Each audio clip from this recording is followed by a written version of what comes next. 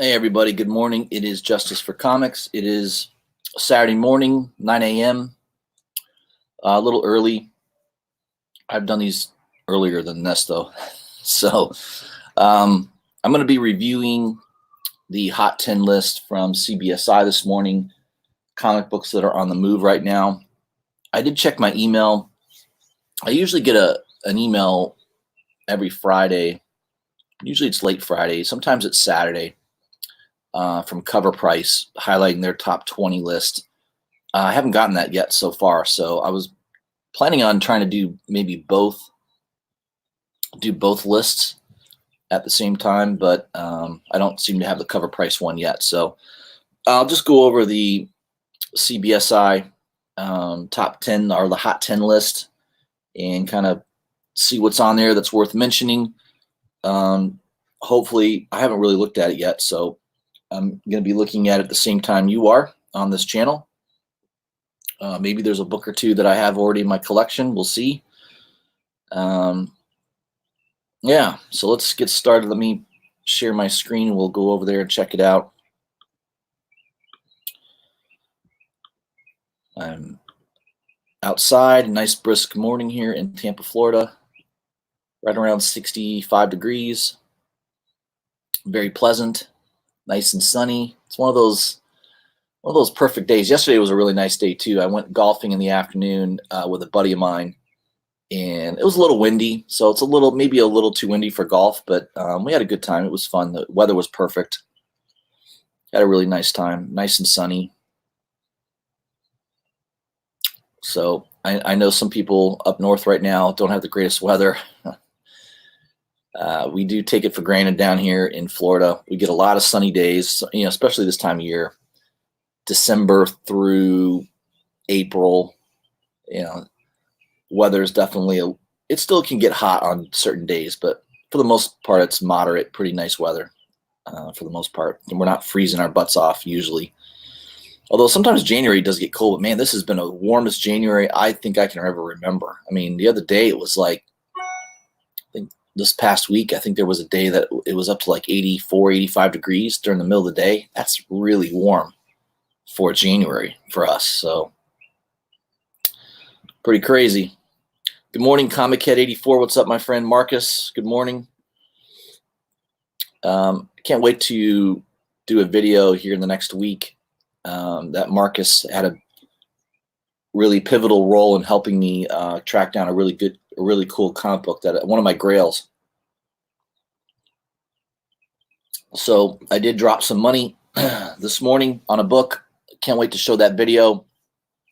I won't give you any hints. You'll just have to stay tuned and see what I picked up. But a really key book. Comic Kid 84 might have a clue. I did mention it on his live stream when we were going over comic books that we were targeting for 2020.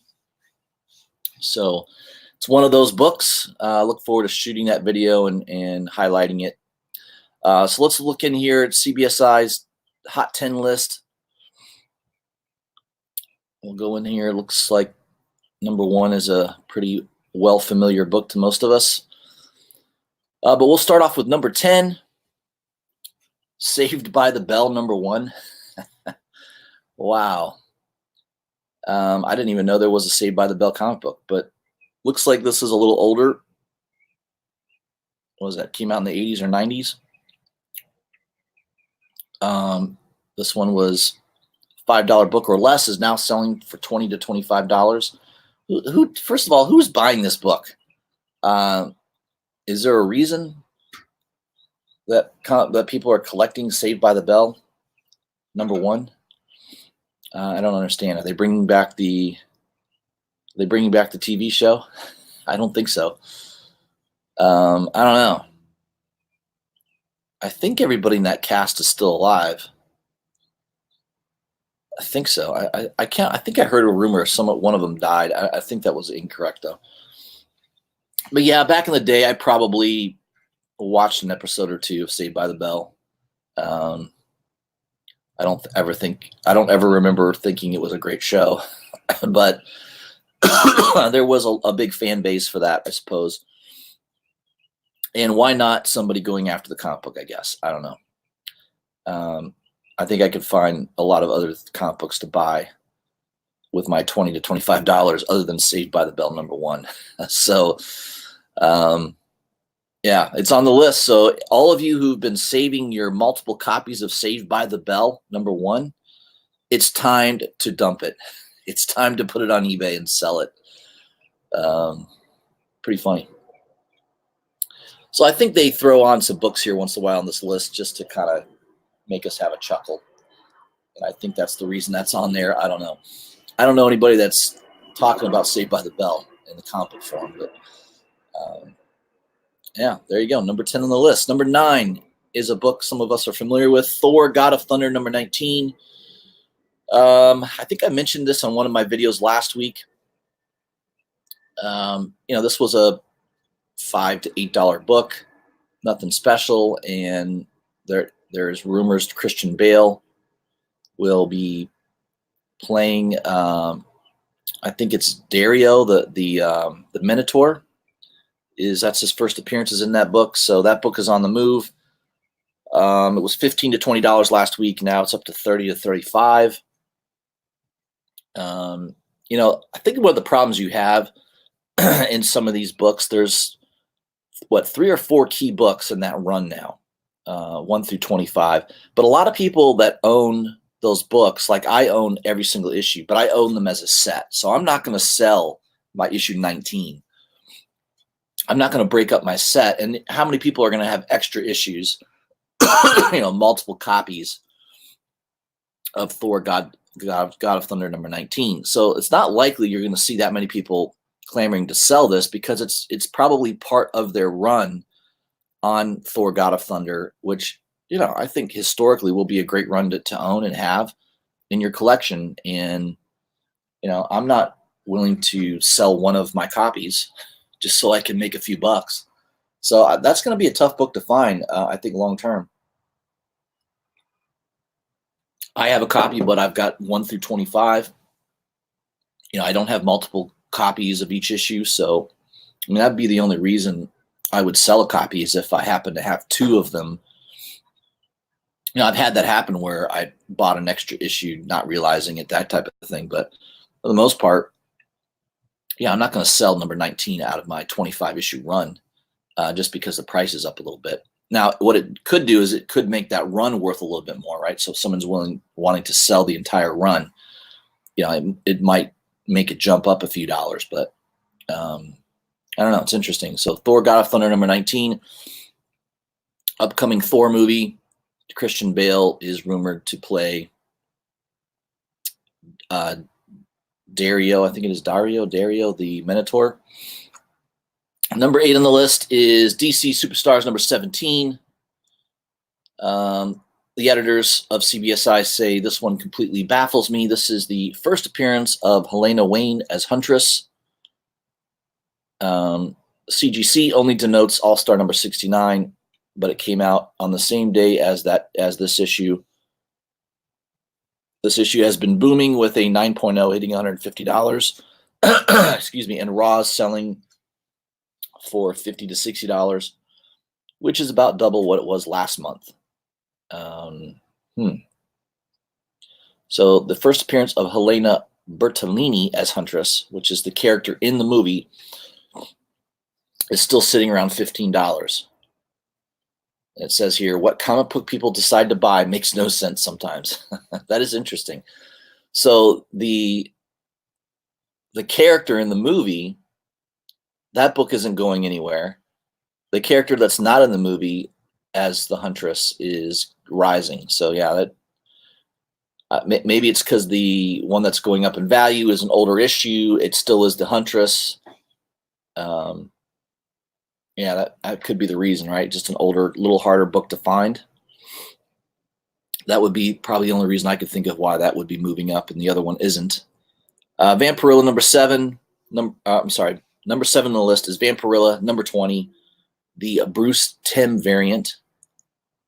1999. So this was under Harris Publishing when that came out. It's a hard to find cover. It was a $50 to $60 book. Now, this week, multiple copies have sold for $100 plus. Yeah, it's a cool looking cover.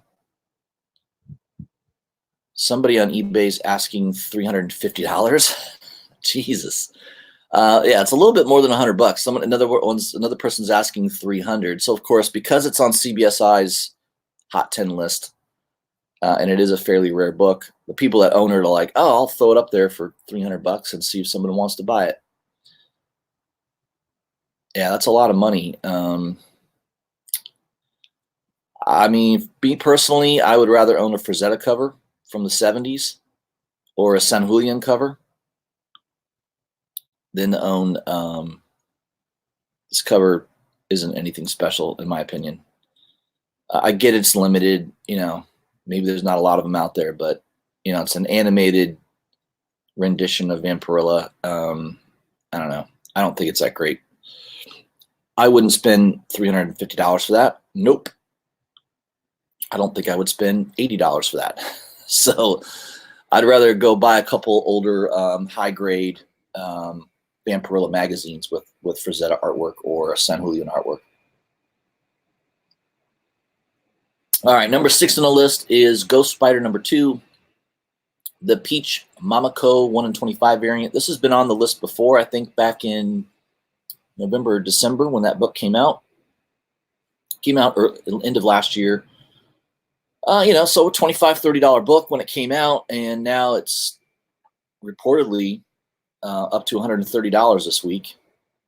It's an okay cover. I mean, I'm not really hot for Mamako's art style. I mean, I can appreciate it, but I don't find it to be super appealing to me as I do other artists. So it's not something I would go after. But there are, if you're a big fan of that artwork and you really like the style, that's probably going to be a key book that you want to track down. Limited variant. I'm sure there were many, many stores that did not order 25 copies of Ghost Spider number 2. So yeah, that's probably going to be a fairly rare book, and the price will be firm on that probably for quite a while. So anybody that owns that book, congratulations, you're doing well. Let me go back in the chat, see what's going on. Cameron D, welcome to the stream. Marcus, Saved by the Bell. Yes, it is on the list. I have no idea why. Cameron's on top of things. They're bringing the show back, probably with a new cast, right? I mean, I think Screech is in legal trouble. Last time I heard, I don't think he would go back on the show. I think he hates being called Screech. I don't know. So it's going to be a new cast. Oh well. So, like I said, for all those comic book fans that have been hoarding their Saved by the Bell issues, your patience has paid off. It's time for you now to unload your copies on eBay. Get your $20 to $25 per copy that you hopefully picked up for $1 or less. So I don't know. I've never even seen that comic book, so nothing I would be interested in. But hey, to each his own. All right, let's go back to the list. Number 5 on the list is New Mutants number 18. Chris Claremont writing. You got a nice Sienkiewicz artwork, Sienkiewicz cover. I believe that is the first appearance of Demon Bear. 9/8 had been selling in the $80 to $100 range for quite a while. The New Mutants trailer just dropped a week ago, and now you could expect to pay $150 or more for a 9/8. So kind of a key book. Definitely a C-list character. I would never put that as a key book, in my opinion. Minor key is kind of what I would view it as. So I don't know. In my opinion, I wouldn't spend $150 on a minor character like Demon Bear. But that's my opinion. I'd rather take that money and go plop it down on a raw book of a little bit more significance as far as characters. So yeah, she'll probably be in the show, and that's lifting that book up for now. But I don't know. Long term, does that have a lot of staying power? I don't think so. Number 4 on the list is Marvel Tales Ravencroft number 1, the N. Hook Lee 1 in 50 Virgin variant. So I do remember this one for sale on Midtown. I think if I recall correctly, they wanted more than Ratio. I think Midtown was asking like $85 for that book. One good reason not to buy it. I don't usually buy anything over Ratio. And I'm sure there are going to be instances and examples where I probably should have paid more than Ratio for a book, but I don't know. I just Marvel Tales. It's typically reprints. I don't think this one is though. Ravencroft. I don't think it's a reprint story, but a lot of the Marvel Tale books are just retelling of old stories. This is probably a rare book because I'm sure most shops did not order 50 copies of Marvel Tales Ravencroft #1. Pretty certain of that. So you've got a hot artist doing the cover. It's a virgin cover. It's a limited 1 out of 50 copies. So prices have been over $125. Yeah, I could see the justification for that. Just for me, I mean, it's nothing I would be super interested in. The question is Lee 100% bankable at this point? Yeah, I mean, he does a lot of covers. I mean, he's a digital artist. Almost every cover he does is digital, so he pumps them out fast. I mean, I've watched him on Twitch stream where he shows him doing a digital drawing, and man, he does it fast. I'm telling you, he can do a full drawing in about probably under 30 minutes. So that's pretty quick. So he pumps out, I mean, how many covers a month does he pump out? A couple, I'd say at least a dozen, maybe more. I mean, that's the thing with digital artists now. They can really, really pump out the artwork. So, yeah, he's a hot artist, and that is a very limited book. So, my opinion, it's not a book I would go after. It's not a key book. There's no first appearance in there. That's, it's not a key. It's just it's a rare book because of the limited print run, and it's a cool cover. But other than that, nothing else is appealing about that book to me. Number 3 in the list is Star Wars: The Clone Wars #1. So you got a couple things going for this book. That was a series that probably a lot of people, unless you're a hardcore Star Wars fan, most people probably didn't even know it was out there. So not a lot of people were buying those copies. The print run on that's probably pretty damn low. Finding it in high grade would probably be somewhat difficult because some of these Star Wars books, Dark Horse used kind of, I'm not going to say cheap paper. It wasn't cardstock paper. It was kind of a thinner, glossy type paper. So, kind of hard to have it in a high grade. And it is a first appearance of that Jedi, Ahsoka, who is going to appear in The Mandalorian second season. So that's obviously going to drive prices for a while. It says raws are hitting $125. And a near mint raw just sold for $250. Wow. I know my man Marcus picked one of those up. I'm pretty sure he got a better deal than those prices. So congratulations, Marcus. I think you have that in your collection. Yeah, it's a good book to have. You've got a character that's, a key first appearance of a character that's going to be in The Mandalorian. Mandalorian was awesome. I loved the first season. Almost every episode was entertaining and fantastic, and I can't wait for season 2. And that book, I think it deserves to be at the price it's at. It's probably a tough book to find, but that would be a fantastic find if you could go to a comic book shop and find that in a back issue bin, or that would be really, really a digging for gold type find. So I think that deserves to be on the list. Number 2, Spider-Man number 76. You got a Romita Jr. cover. I'm not a big fan of Romita. I don't like his artwork at all. He's probably one of the worst artists, in my opinion, is John Romita Jr. The old man was so much better. I don't know. I don't care for his art style at all. Everybody looks the same. They all have that boxy, I don't know. Just, I can look at a picture and instantly know it's Romita. Structurally, he draws I'm not going to say he can't draw. He can draw. It's just I don't like his style at all. Let's put it that way. So it is number 2 on the list. The Morbius trailer just dropped. That's what's moving this book. This was a $1 bin book. Now it's a $15 to $20 book. I don't know if obviously it's not a first or second or even a third appearance of Morbius. I think it's just an appearance of Morbius. So other than that, I don't really know why it's on the list other than it's got Morbius in the book, but I don't know. So if you own that, fantastic. I would pull it out. And if you got an extra copy and you don't care about it that much, that would be a good one to slap on eBay. Maybe sell it, take that money and put it towards another key book. Speaking of key books, number 1 on the list is Amazing Spider-Man number 101. Now, this is a book that's been hot for a while. It's not like it just became hot.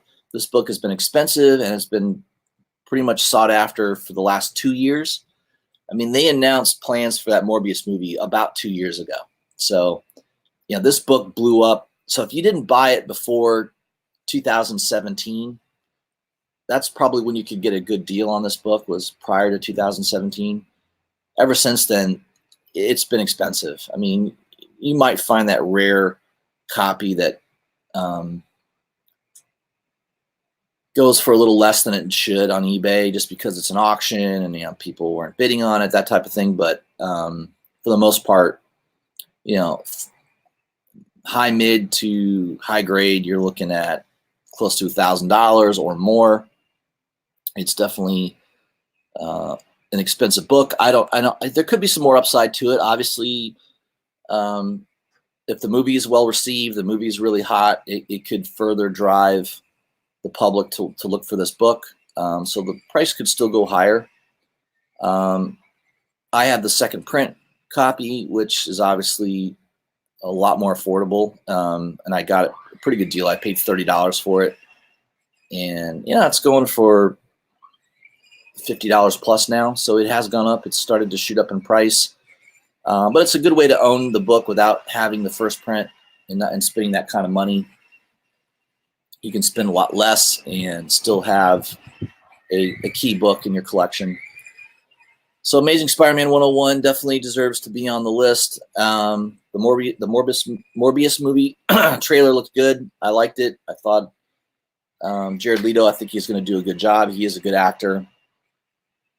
I liked it. I thought it looked good. So that is your top 10 list. There were some notable mentions. War Against Crime number 10, first appearance of the Vault Keeper, and the beginning of the Vault of Horror. So this has some historical significance to the book. It's a tough book to find. This is what, 1940s and 50s. Older book. Probably tough to find in high grade. It says a 4.5 just sold for $1,300 this week. About 3 times guide. Quite a bit of a rise since the last 4.5 sold in 2015 for around $400. So obviously this is a book that doesn't come up for sale very often. The YouTube channel guy that has a lot of these books, he probably has that book. In fact, I'm pretty sure he does. Is Reaper? Is it Reaper? Reaper Tate 728. I can't remember. It's Reaper. I think if you look under YouTube channels Reaper, he'll come up. He's got a couple thousand subscribers. He's an interesting guy. He owns a lot of these horror books. I would say of anybody on the YouTube community, he's probably got the best collection of EC, those type of books, the horror books, the crime books. He's got First Crypt Keeper. I'm sure he has that one as well.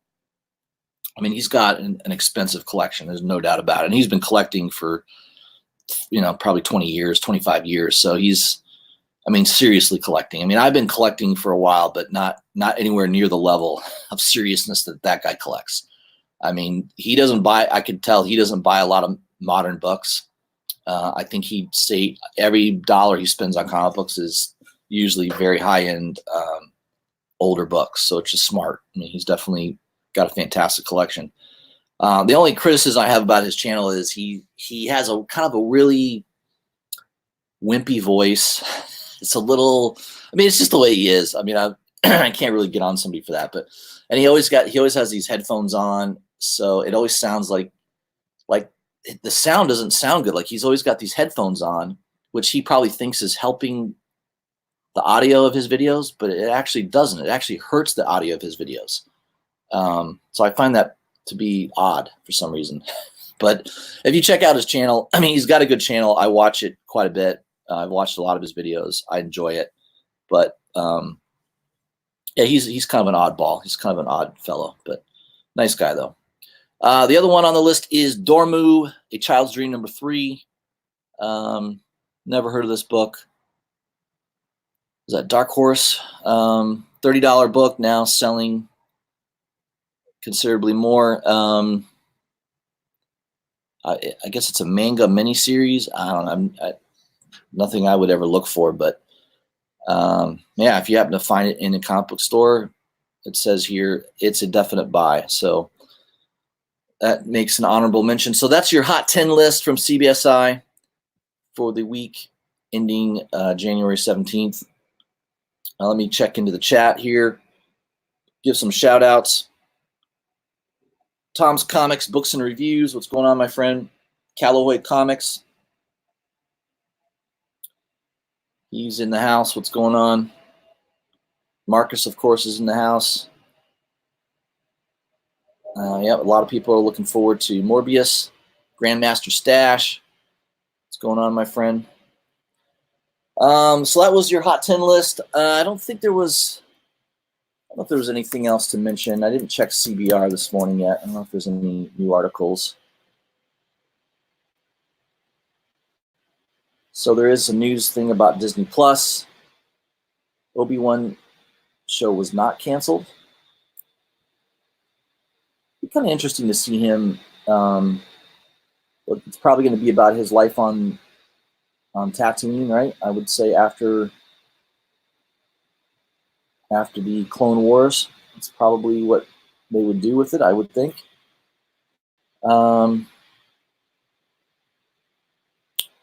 See here. Yeah, will take place in the 19-year period between Revenge of the Sith and New Hope, presumably highlighting Obi-Wan's transformation into the mysterious hermit known as Ben Kenobi. All right, so that might be cool. I mean, I would definitely be interested in that.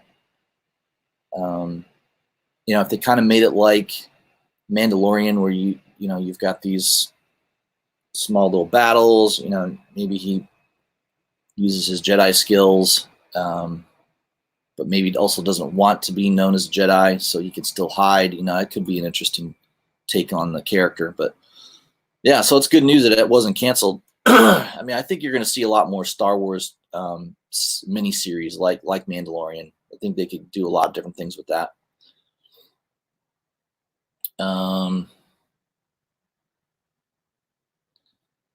Morbius trailer confirms the horror is the future of comic book movies.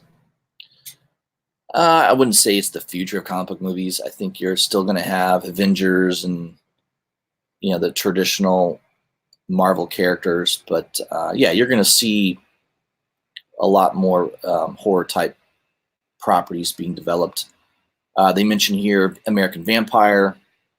That was a good series, I believe, by I think that was by Dark Horse. Witches, which was an Image title that Scott Snyder, I think, wrote that, and Jock was the artist on that.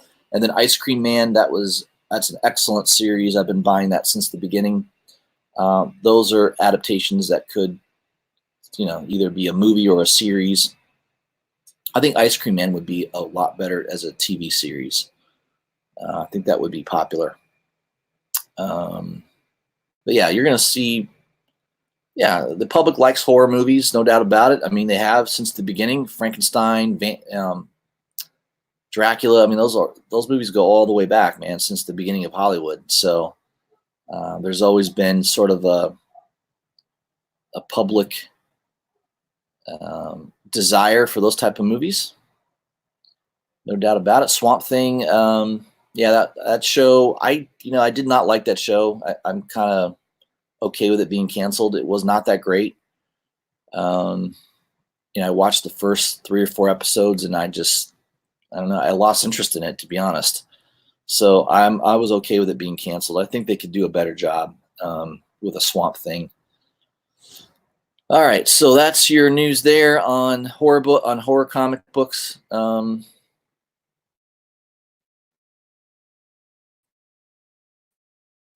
I know you've probably seen The Boys trailer, season 2. Man, I rewatched season 1 again last week, and man, it's so good. It was just as good the second time. I love The Boys. Just gritty, raw. I mean, it's funny. It's awesome. So yeah, I'm very much looking forward to season 2 of The Boys. I think that that TV show is awesome. Let's see what else we got in the house. DC and Marvel Geek. Welcome, my friend. The Comic at Otaku. Yeah, sorry, I destroyed that. What's up, my friend? What do we got here? Callaway says, no, I feel will return. Will excite everyone, and the first appearance will rise in price. He's showing up in everything lately. Yep, no doubt about it. No, I've been saying that for a couple of years. I think I have 10 copies of Venom #3. Probably more than that if you include, because I think I have 2 copies of the 1 in 25 variant. Well, those should be worth a couple pennies. Now, I think I have at least a dozen copies of Venom #3. So I'm loaded up, my friend. I'm hoping that becomes a very expensive book one day. That'd be kind of cool. Yeah. So Null, it's good for Elric because Elric is Null. I've been saying that how many times? If you guys have been watching my channel, I've only said that a million times. Elric, the White Wolf, that was a character created by Michael Moorcock. He wrote a series of novels back in the 70s or 80s, probably the 80s. And they've produced some comic books. There's a lot of different comic books that have been produced on Elric. The earliest being first appearance is Conan #14, Conan the Barbarian #14. Yeah, Null is Elric. There's no question about it. I mean, I don't know who doesn't own the Michael Moorcock rights doesn't sue the hell out of Marvel because it's totally a copy of Null. I mean, the white hair, he's tall and slender. Who also kind of copied it was Hellboy, the Golden Army, that Hellboy Golden Army movie. The main villain in that looked just like Elric as well. White hair, tall, slender, had a deadly sword, just total copy of Moorcock's Elric. So yeah, if you don't believe me, go check out, type in on Google Images, Elric the White Wolf, and yeah, it's Null, no doubt about it. It's total Null. So good job on Donny Cates. He totally stole and ripped off another character. That's exactly what happened. I would love for anybody to debate me on that. You'll lose. So go ahead and try. But yeah, Moorcock, he definitely created that character, and it's funny how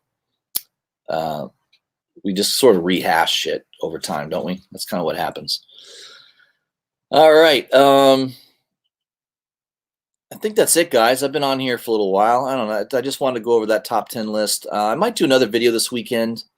If I get that email from Cover Price, I might shoot another video on that.